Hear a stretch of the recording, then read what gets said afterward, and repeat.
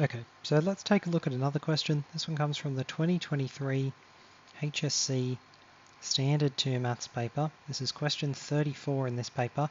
This also appears in the Advanced Maths paper. This is question 18 in the Advanced Maths paper. So the marking and the answer will be exactly identical to both. So a university uses gas to heat its buildings. Over a period of 10 weekdays during winter, the gas used each day was measured in megawatts, and the average outside temperature each day was recorded in degrees Celsius. Use X as the average daily outside temperature and Y as the total daily gas usage. The equation of the least squares regression line was found. The equation of the regression line predicted that when the temperature is 0 degrees Celsius, the daily gas usage is 236 megawatts. The 10 temperatures measured were 0, 0, 0, 2, 5, 7, 8, 9, 9, 10. Total gas usage for the 10 weekdays was 1840 megawatts. In any bivariate dataset, the least square regression line passes through the point x bar, y bar, where x bar is the sample mean of the x values and y bar is the sample mean of the y values. Using the information provided, plot the point x bar, y bar and the y-intercept of the least square regression line on the grid. Okay. So this is an absolute essay of a question.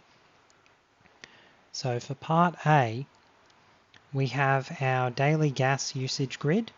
We want to plot x bar, y bar, and we want to plot the least squares line. So first we need to find x bar and y bar, and we have to be careful to identify them correctly. So we are told that regression line predicts when the temperature is 0, the gas usage is 236. This means X is the temperature and Y is the gas usage. We're told the 10 temperatures, so we can find an average of these temperatures. X bar is going to be 0 plus 0 plus 0 plus 2 plus 5 plus 7 plus 8 plus 9 plus 9 plus 10 divided by 10. So this will tell us x bar is 2 plus 5 is 7, plus 7 is 14, plus 8 is 22, plus 2 lots of 9 is 40, so that's 50 on 10, that's 5. So the average temperature was 5 degrees. Total gas usage for the 10 weekdays was 1840, so this means y bar is going to be 1840 divided by 10. So this tells us that y bar is equal to 184 megawatts on average were used per day. So now we've got the x bar, the y bar. So let's reproduce our graph. It goes up to 10, got 8, 6, 4, 2, 0. This starts at 160, so this is an unscaled graph in a sense.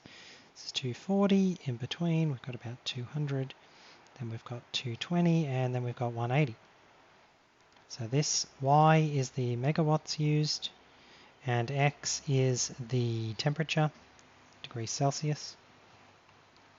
So we're going to plot 5, 184. So we've got 5 here, we've got 184, it's about here. So we'll trace these across. So this is our point here. We also know that the equation of the regression line passes through 236 on the y-axis. So 236 is about here, up here. So our line of best fit, I can use my little ruler tool here, sort of passes through these points. It's going to be something like this. This is an approximate line of best fit. So plot the y-intercept and the least squares regression. This is our answer to part A. Now we have some more parts of this. We have parts B and C. So part B says, what is the equation of the regression line? Well, we know 2 points it passes through. It passes through 0, 236, and it passes through the point 5, 184. So we can find the slope. We know the y-intercept is 236. So B is 236. All we need is the slope. So that's going to be the rise over the run. The rise in this triangle will be this value, So 184 up to 236, that is going to be 16 plus 36, which will be 52. The run will be from 0 to 5, which is 5. So our slope m will be 52 on 5, but it's going to be negative because it's going downwards. And this, my calculator will tell me, is something like 10.4, minus 10.4. So minus 52 on 5 is minus 10.4. Minus 10.4. So therefore the equation for the regression line is y equals minus 10.4 times x plus 236. This is where we are using y and x as the values for the axes as opposed to megawatts of degrees Celsius. You could have variance on this form of the solution depending on what you called x and y. But this is the answer to part B. Now part C says, in the context of the dataset, identify one problem with using the regression line to predict gas usage when the average outside temperature is 23 degrees Celsius. So this line of best fit really only works for temperatures from about 0 up to about 8. So the line of best fit really only interpolates data if the temperature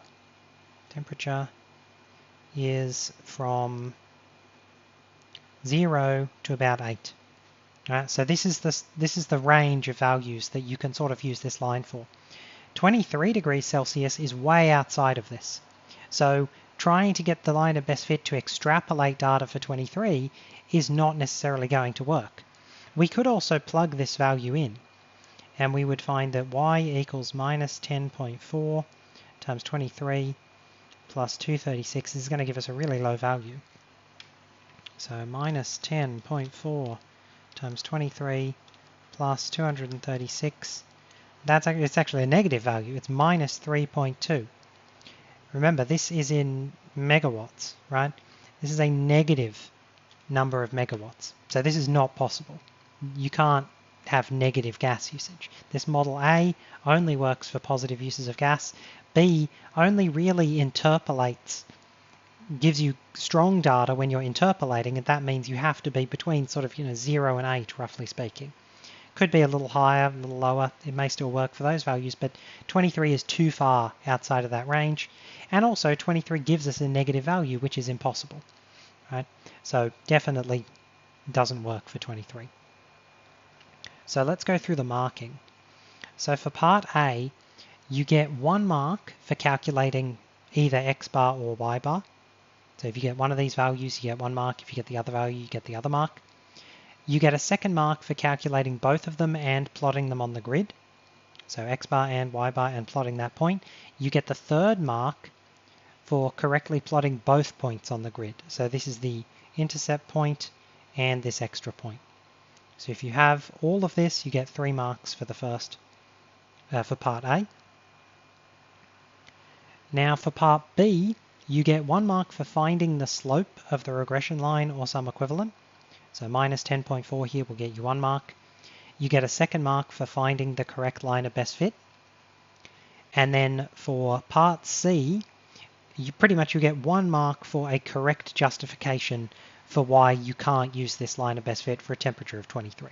So something like the extrapolation is too far out of the reasonable range, 23 gives a negative value, some other commentary on why it's not viable will get you the 1 mark. So this is how we do this question from this paper.